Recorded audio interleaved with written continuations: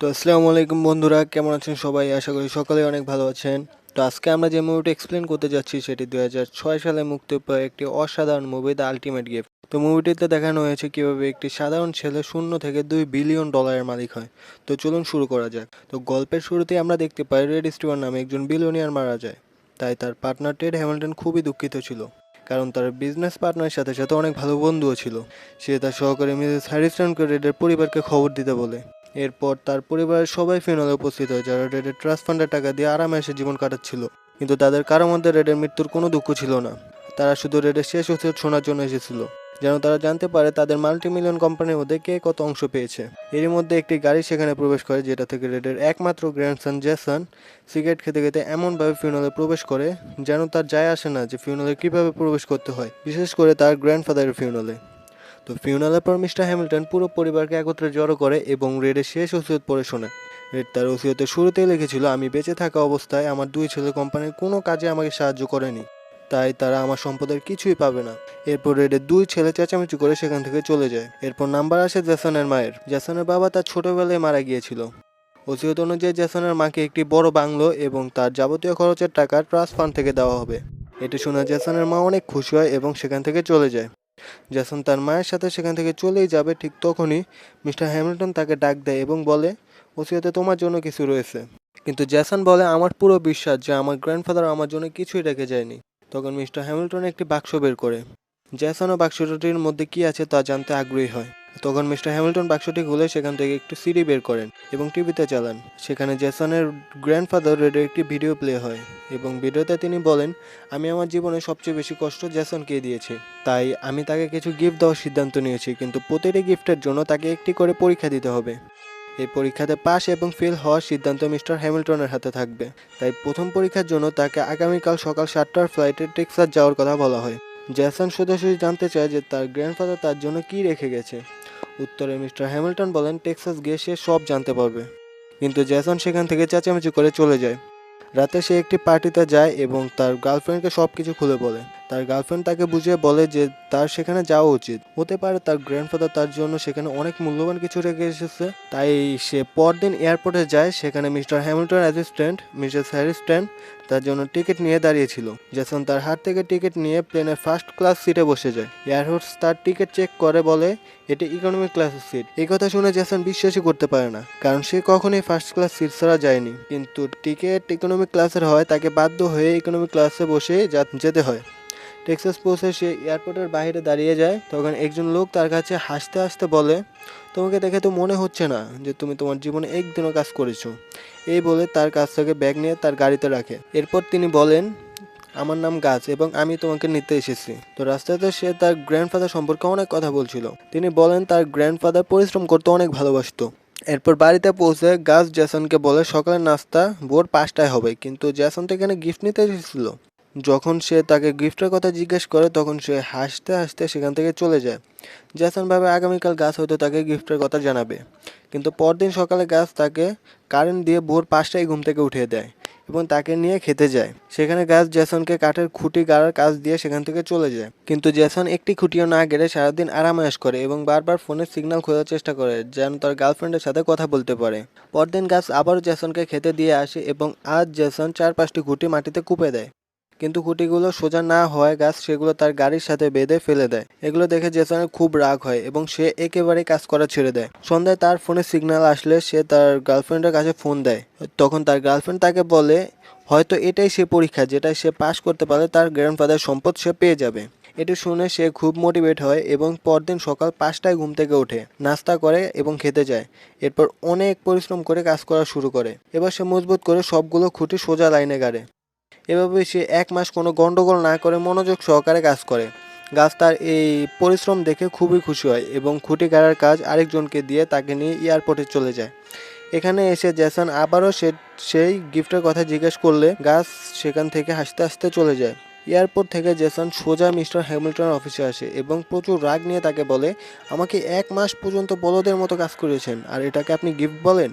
Mister Hamilton বলেন, এটি ছিল পরিশ্রমের গিফট এবং সে তার প্রথম পরীক্ষায় পাশ করে গেছে। তিনি আরও বলেন, এখনও তোমার জন্য অনেকগুলো গিফট রয়েছে এবং প্রতিটি গিফটের জন্য তোমাকে একটি করে পরীক্ষা দিতে হবে। কিন্তু জ্যাসন তার সাথে তর্ক করে এবং তার গ্র্যান্ডফাদারের তার জন্য যত টাকা রেখে গেছে সেগুলো তাকে এখনই দিতে বলে। কিন্তু মিস্টার হ্যামিল্টন তাকে কিছু না বলে সেখান থেকে চলে যায়। জ্যাসনের বিরক্ত হয়ে সেখান থেকে তার অ্যাপার্টমেন্টে চলে যায়। সেখানে গিয়ে সে দেখতে পায় তার অ্যাপার্টমেন্ট পুরোই খালি। ততক্ষণে কেউ তার গাড়িটিও নিয়ে যায়। জ্যাসন বুঝতে পারে যে এটি মিস্টার হ্যামিল্টনের কাজ। তখন সে কোনো উপায় না পেয়ে মিস্টার হ্যামিল্টনের অফিসে আসে এবং চুপচাপ তার গ্র্যান্ডফাদারের পরবর্তী ভিডিও শুনতে থাকে। সেখানে তার গ্র্যান্ডফাদার বলে, জ্যাসন, তুমি তোমার পুরো জীবন বন্ধুদের সাথে পার্টি করেছো এবং তাদের উপর কারি কারি টাকা খরচ করেছো। এখন তার পরবর্তী পরীক্ষা হলো 1 মাসের মধ্যে তাকে একজন সত্যিকারের বন্ধু খুঁজে বের করতে হবে এবং মিস্টার হ্যামিল্টনের কাছে নিয়ে আসতে হবে। অন্যদিকে জ্যাসন তার গার্লফ্রেন্ডের সাথে পরিচয়ের 1 মাস হয়ে গেছে। এজন্য সে তাকে শহরের সবচেয়ে সুন্দর রেস্টুরেন্টে নিয়ে যায় এবং সেখানকার সবচেয়ে দামি ড্রিঙ্ক অর্ডার দেয়। বিল পে করার জন্য সে তার ক্রেডিট কার্ড ওয়েটারকে দেয়, কিন্তু কিছুক্ষণ পর ওয়েটার এসে তাকে জানায় যে তার কার্ডের ব্যালেন্স শূন্য। সে বুঝতে পারে এটি মিস্টার হ্যামিল্টনের কাজ, তাই সে তার গার্লফ্রেন্ডকে তাদের আজকের বিলটা পে করার জন্য বললে সে কান্না করতে করতে বলে, তুমি আমাকে বিল দেওয়ার কথা বলছো? এরপর সেখান থেকে উঠে চলে যায়। জ্যাসন তার গার্লফ্রেন্ডের এরকম আচরণ দেখে অবাক হয়। তবুও সে যেমন তেমন করে বিল পরিশোধ করে সেখান থেকে তার মায়ের বাড়িতে আসে, কিন্তু তার মা তাকে ঘরের ভিতরে ঢুকতে দেয় না। তিনি বলেন, তোমাকে যদি আমি আমার বাড়িতে আশ্রয় দিই তাহলে মিস্টার হ্যামিল্টন আমার কাছ থেকে সব কিছু কেড়ে নেবে। আমি আমার এই আরামায়েশের জীবন ছেড়ে তোমার মতো রাস্তায় রাস্তায় থাকতে পারবো না। উপায় না পেয়ে সে তার বন্ধুদের একে একে ফোন দেয়, কিন্তু কেউই তার ফোন তোলে না। তাই সে রাগ করে তার ফোনটি রাস্তায় আছাড় মেরে ভেঙে ফেলে। জীবনের প্রথমবার সে তার কাছের মানুষদের রূপ খুব ভালোভাবে বুঝতে পারে। এরপর সে একটি সুইমিং পুলের পাশে পড়ে থাকা বেঞ্চে তার রাত কাটায়, কিন্তু সকালে একটি মহিলা ভিখারি ভেবে তাকে সেখান থেকে তাড়িয়ে দেয়। এবার সে একটি পাবলিক পার্কে এসে একটি বেঞ্চে বসে পড়ে। একটু পরে একটি পাগল লোক এসে তাকে বলে, এই বেঞ্চটা আমার, তুমি এখান থেকে উঠে যাও। কিন্তু জ্যাসন সেখান থেকে ওঠে না। পরে লোকটি একটি টস করার সিদ্ধান্ত নেয়, কিন্তু তাদের কারো কাছে কোনো কয়েন ছিল না। তখন একটি ছোট্ট মেয়ে যার নাম এমিনি ছিল, সে তাদেরকে একটি কয়েন দেয়। যে জেসন কয়েনটি উপরে মারে, পাগল লোকটি কয়েনটি নিয়ে সেখান থেকে পালিয়ে যায়। এমিনি জেসনকে লোকটিকে ধরতে বলে, কিন্তু এতে তার কিছু যায় আসে না। তখনই এমিনির মা আসে এবং তাকে সেখান থেকে নিয়ে যায়। এভাবেই জেসন পুরো মাস রাস্তায় রাস্তায় ঘুরে বেড়ায় এবং সেই পার্কে তার রাত যাপন করে। অন্যদিকে সে দেখে এমিনি ও তার মা প্রায় সেই পার্কে আসে। এটা দেখে জেসনের মাথায় একটি বুদ্ধি আসে। সে এমিনিকে তার বন্ধু বানিয়ে মিস্টার হ্যামিল্টনের কাছে নিয়ে যেতে চায়, কিন্তু এমিনি এতে রাজি হয় না। মাসের শেষ দিন জেসন দেখতে পায় ওই পাগল লোকটি এমিনি ও তার মাকে বিরক্ত করছে। তখন জেসন পাগল লোকটিকে বেঞ্চের লোভ দেখিয়ে সেখান থেকে তাড়িয়ে দেয়, যেটা দেখে এমিনি ও তার মা খুশি হয়ে আজ তার সাথে কথা বলে। এমিনির মায়ের নাম ছিল অ্যালেক্সি এবং সে একজন সিঙ্গেল মাদার ছিল। জেসন সেখানে তাকে আসল কথা বলে এবং এমিনিকে তার সাথে যাওয়ার জন্য অনুরোধ করে। এমিনিও তার কথায় রাজি হয়ে একসাথে মিস্টার হ্যামিল্টনের অফিসে যায়। মিস্টার হ্যামিল্টন প্রথমে বিশ্বাসই হয় না যে এটি জেসনের বেস্ট ফ্রেন্ড, কিন্তু এমিনি যখন তার সকল প্রশ্নের সঠিক উত্তর দিতে থাকে তখন সে বিশ্বাস করতে বাধ্য হয়। এভাবেই জেসন তার বেস্ট ফ্রেন্ডের পরীক্ষাও পাশ করে যায়। বাইরে এসে এমিনি জেসনকে পরদিন ওই পার্কে দেখা করতে বলে, কিন্তু জেসন তাদেরকে কিছু না বলেই সেখান থেকে চলে যায়। নিজের কাজ শেষ হওয়ার পরে জেসন একটি ধন্যবাদও দেয়নি দেখে তাদের অনেক খারাপ লাগে এবং তারাও সেখান থেকে চলে যায়। পরদিন জেসন মিস্টার হ্যামিল্টন অফিসে আসে এবং তার পরবর্তী পরীক্ষার কথা জিজ্ঞেস করে। তখন সে তার গ্র্যান্ডফাদারের আরেকটি ভিডিও রেকর্ডিং চালায়, যেখানে সে বলছিল, শ্বাস নেওয়ার জন্য মানুষের যেমন আনলিমিটেড অক্সিজেন আছে, সেরকমই তোমার কাছে অগণিত টাকা ছিল, যার কারণে তুমি কখনো টাকার আসল ভ্যালু বুঝতেই পারোনি। ভিডিও শেষ হওয়ার পর মিস্টার হ্যামিল্টন জেসনকে $1500 দেয় এবং বলে, তোমার পরের পরীক্ষা হলো এই টাকাগুলো তুমি এমন কোনো মানুষের উপর খরচ করবে যার এই টাকাগুলোর আসলেই অনেক প্রয়োজন। তখন জেসন তাকে বলে, আপনি কীভাবে জানবেন যে আমি টাকাগুলো কোথায় খরচ করছি? উত্তরে মিস্টার হ্যামিল্টন বলেন, তুমি কোথায় কী করো আমি সব জানি। জেসন বুঝতে পারে তার পেছনে লোক লাগানো আছে। এরপর জেসন ওই পার্কে আসে এবং ওই পাগল লোকটাকে কিছু টাকা দেওয়ার সিদ্ধান্ত নেয়, কিন্তু ওই পাগল লোকটি তাকে দেখে সেখান থেকে পালিয়ে যায় এবং সেখানে একটি হ্যান্ডব্যাগ ফেলে দেয়। জেসন ব্যাগটি তুলে নেয় এবং দেখে এটি অ্যালেক্সিয়ার ব্যাগ। সে ব্যাগের মধ্যে কিছু হাসপাতালের বিলের কাগজ দেখতে পায়, যেগুলো অ্যালেক্সিয়া এখনও পে করেনি। তাই সে ব্যাগটি নিয়ে হাসপাতালে যায় এবং চুপচাপ সেটি এমিনের বেডের কাছে রেখে দেয়। যাওয়ার সময় তার অ্যালেক্সিয়ার সাথে দেখা হয় এবং তাকে সে টাকাগুলো দিতে চাইলে অ্যালেক্সিয়া টাকাগুলো নেয় না। এরপর জেসন হাসপাতাল থেকে বের হয়ে যাওয়ার সময় মিস্টার হ্যামিল্টনের পাঠানো লোকটিকে চিনে ফেলে এবং তাকে সেই টাকাগুলো দেয় এবং বলে এটা দিয়ে এমিনির বিল পে করে দিও। এর পরের দিন জেসন আবার সে হাসপাতালে যায়। সেখানে গিয়ে সে দেখতে পায় ডাক্তার অ্যালেক্সিয়াকে বলছে এমনি আর কিছুদিনই পৃথিবীতে বেঁচে থাকবে। এটি শুনে অ্যালেক্সিয়া খুবই ভেঙে পড়ে এবং কান্না করতে শুরু করে। এরপর জেসন এসে তাকে সান্ত্বনা দেয়। পরে তারা হাসপাতালের ক্যাফেতে যায়। সেখানে গিয়ে অ্যালেক্সিয়া জেসনকে ধন্যবাদ দেয়, কারণ সে বুঝতে পেরেছে যে $1500 দিয়ে হাসপাতালের বিল জেসনই পরিশোধ করেছে। এরপর জেসনের পরবর্তী পরীক্ষার জন্য তাকে সাউথ আফ্রিকার একটি গ্রামের লাইব্রেরিতে কাজ করতে হবে। জেসন ওই জায়গার নাম শুনতেই সেখানে যেতে মানা করে দেয়, কারণ সেটি ওই জায়গা ছিল যেখানে তার ফাদার একটি প্লেন ক্র্যাশে মারা গিয়েছিল। সে ভেবেছিল তার গ্র্যান্ডফাদার তার ফাদারকে ইচ্ছে করে ওই জায়গায় পাঠিয়েছিল, আর এখন তাকেও পাঠাচ্ছে। মিস্টার হ্যামিল্টন অনেক বোঝানোর পর ফাইনালি সে সেখানে যেতে রাজি হয়ে যায়। সে এমনি ও অ্যালেক্সির সাথে দেখা করতে আসে, কিন্তু তাদের সাথে কথা না বলে সেখান থেকে চলে যেতে চায়। পরে এমনি তাকে পিছন থেকে ডাক দিয়ে বলে এবার আমরা ক্রিসমাস একসাথেই মানাবো। এরপর জেসনও তাকে তাড়াতাড়ি ফিরে আসার প্রমিস করে সেখান থেকে চলে যায়। এরপর তাকে একটি প্রাইভেট প্লেনে করে সেই গ্রামে নিয়ে যাওয়া হয়। সেখানে গিয়ে সে একটি ছোট্ট লাইব্রেরিতে কাজ করা শুরু করে, যেটা একসময় তার ফাদারই শুরু করেছিল। এখানে এসে সে একটি লেটার খুঁজে পায়, যেটি সেই তার ফাদারকে লিখেছিল। লেটারটিতে লেখা ছিল, বাবা তুমি তাড়াতাড়ি বাড়ি ফিরে এসো, এবার আমরা একসাথে ক্রিসমাস মানাবো। লেটারটি পড়ে সে খুবই ইমোশনাল হয়ে যায়, কারণ এরপর তার ফাদার আর কখনোই বাড়ি ফিরে আসেনি। একদিন সে লাইব্রেরিতে কাজ করার সময় একজন লোক সেখানে আসে এবং তাকে বলে আমি ওই রাত ওখানেই ছিলাম যেখানে তোমার বাবার প্লেন ক্র্যাশ করেছিল। যখন তাকে ওই জায়গায় নিয়ে যেতে বললে সে তাকে বলে ওইখানে ডাকাতদের অনেক বড় একটি দল থাকে, আমি আমার প্রাণ বিপদে ফেলতে পারবো না। কিন্তু জ্যাসন তখনই একা ওই জায়গার উদ্দেশ্যে গাড়ি নিয়ে বেরিয়ে পড়ে। তখন সে দেখতে পায় ওই লোকটিও তার সাথে গাড়িতে উঠে পড়েছে। ওই জায়গায় গিয়ে সে কিছুক্ষণের জন্য তার বাবার ইমোশনে জড়িয়ে যায়। ঠিক তখনই ডাকাতরা এসে তাদেরকে ধরে ফেলে এবং জঙ্গলের একটি রুমে ভেতর বন্ধ করে দেয়। এভাবে অনেক সপ্তাহ তারা ডাকাতদের কাছে বন্দী হয়ে থাকে। জ্যাসন সেখান থেকে বের হওয়ার সব আশা ছেড়ে দেয়। একদিন ডাকাতরা তাদেরকে বের করে চোখ বেঁধে একটি জায়গায় নিয়ে যায় এবং হাওয়াতে গুলি করতে থাকে, আর একজন আরেকজনকে ম্যারি ক্রিসমাস বলে শুভেচ্ছা জানাতে থাকে। আসলে এটি তাদের ক্রিসমাস মানানোর পদ্ধতি ছিল। এরপর তাদের চোখ খুলে দেয় এবং ডাকাতদের সর্দার তাকে বলে এদের কালকে মেরে ফেলতে। এরপর তাদের আবার সেই রুমে বন্ধ করে দেয়। জ্যাসনের ভাগ্য ভালো থাকায় ডাকাতরা আজ তার দরজা লাগাতে ভুলে গেছে। এই সুযোগে জ্যাসন দরজা খুলে সেখান থেকে পালাতে থাকে। এরপর সে রিয়েলাইজ করে লোকটি তার জন্য এখানে এসেছিল, আর সে কিনা স্বার্থপরের মতো তাকে একা ফেলেই চলে যাচ্ছে। এরপর সে আবার ওইখানে যায় এবং একজন ডাকাতকে মেরে লোকটিকে নিয়ে সেখান থেকে পালাতে থাকে।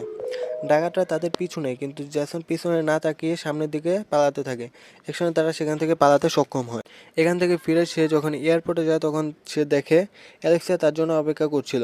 এরপর সে সোজা হাসপাতালে যায় এমিলির সাথে দেখা করতে, যে খুবই মন খারাপ করেছিল এবং তার ক্রিসমাসে না আসার কারণে খুবই রেগেছিল। জ্যাসন বলে আমি ওইখানে তোমাকে অনেক মিস করেছি। তখন এমিলি বলে আমি এবার ক্রিসমাসে হর্স রাইডিং করতে চেয়েছিলাম। তখন জ্যাসন বলে আমাকে কিছু সময় দাও, কিন্তু এমিলি বলে আমি এখনই যাব। তাই জ্যাসন মিস্টার হ্যামিল্টনকে ফোন দেয় এবং একটি প্রাইভেট জেটের ব্যবস্থা করতে বলে। মিস্টার হ্যামিল্টন তাকে না বলে, কিন্তু তার অ্যাসিস্ট্যান্ট প্রাইভেট জেটের ব্যবস্থা করে দেয়। এতে মিস্টার হ্যামিল্টনও কিছু বলে না। এখন জ্যাসন এমিলি ও অ্যালেক্সিয়াকে নিয়ে টেক্সাস যায়। সেখানে গাছ তার পুরো ঘর ক্রিসমাস লাইট দিয়ে সাজিয়ে রেখেছিল। এমিলি সেখানে গিয়ে খুবই খুশি হয়। এরপর অ্যালেক্সিয়া জ্যাসনকে জানায় হর্স রাইডিং এমিলির কখনোই পছন্দ ছিল না, বরং হর্স রাইডিং তো অ্যালেক্সিয়ার ড্রিম ছিল। পরদিন সকালে তারা সকলে মিলে হর্স রাইডিংয়ের জন্য বেরিয়ে পড়ে এবং তারা সবাই সেখানে খুবই আনন্দ করে। এরপর জ্যাসন তার গ্র্যান্ডফাদারের পরবর্তী ভিডিও প্লে করে, যেখানে সে জ্যাসনের একটি ড্রিম সম্পর্কে জানতে চায়। কিন্তু জ্যাসন জানতো না যে তার ড্রিম কি। সে তো এখন পর্যন্ত শুধু মজমাস্তি করতে চেয়েছিল। তাই সে এমিলির কাছে তার ড্রিম জিজ্ঞেস করে। তখন সে বলে আমি চেয়েছিলাম আমাকে এমন কেউ ভালোবাসুক যারা নিজেদেরকে ভালোবাসে, এবং আজ আমার সেই ড্রিম পূরণ হয়েছে। পরদিন জ্যাসন মিস্টার হ্যামিল্টন অফিসে গিয়ে বলে আমি জানি না আমার ড্রিম কি, কিন্তু আমি অন্যের ড্রিম পূরণ করতে চাই। এটি শুনে মিস্টার হ্যামিল্টন বলে তার গ্র্যান্ডফাদার তার থেকে যেরকম উত্তরের আশা করেছিল সে ঠিক সেরকমই উত্তর দিয়েছে। তারপর মিস্টার হ্যামিল্টন $100 মিলিয়ন একটি চেক জ্যাসনের হাতে দেয় এবং বলে এ টাকা সে যেভাবে ইচ্ছা সেভাবে খরচ করতে পারবে। জ্যাসন তার ড্রিম সত্যিকারের রূপ দিতে চায়। সে এমন একটি হাসপাতাল বানাতে চায় যেখানে ইমার্জেন্সি বাচ্চাদের চিকিৎসা করা হবে, তার পাশে প্যারেন্টসদের থাকার জন্য একটি কমপ্লেক্সও হবে, এবং তাদেরকে ফাইন্যান্সিয়াল সাপোর্ট দেওয়ার জন্য একটি এমপ্লয়মেন্ট সেন্টারও করা হবে, যেখানে তাদেরকে পার্ট টাইম জব দেওয়া হবে।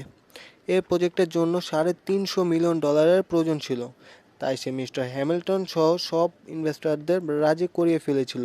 হঠাৎ মিটিং চলাকালীন অ্যালেক্সিয়ার ফোনে কেউ একজন কল দেয় এবং সে জেসন কিছু না বলেই সেখান থেকে চলে যায়। জেসনও তার পিছে দৌড়াতে দৌড়াতে হাসপাতালে চলে আসে এবং দেখে এমনি মারা গেছে। এমিনির কথা মনে করে তারা অনেক দিন কান্না করে এবং কয়েকদিন পর জেসন অ্যালেক্সিয়ার সাথে তার হাসপাতাল উদ্বোধন করে, যেটার নাম সে এমিনির নামই রেখেছিল।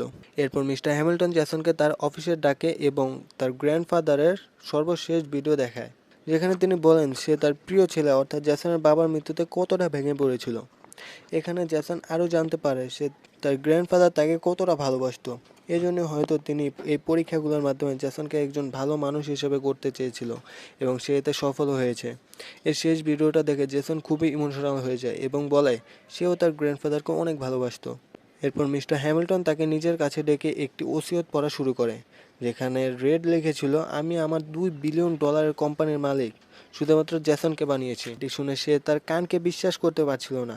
এরপর মিস্টার হ্যামিল্টন তার বন্ধু রেডের কথা ভাবতে থাকে এবং রিটায়ার নেওয়ার সিদ্ধান্ত নেয়। এরপর জেসন এবং অ্যালেক্সিয়াকে একসাথে দেখানো হয় এবং এই হ্যাপি এন্ডিংয়ের সাথে মুভিটা এখানেই শেষ হয়ে যায়। তো মুভিটা কেমন লাগলো অবশ্যই কমেন্ট করে জানাবেন এবং ভালো লাগে একটি লাইক করে চ্যানেলটিকে সাবস্ক্রাইব করে দেবেন।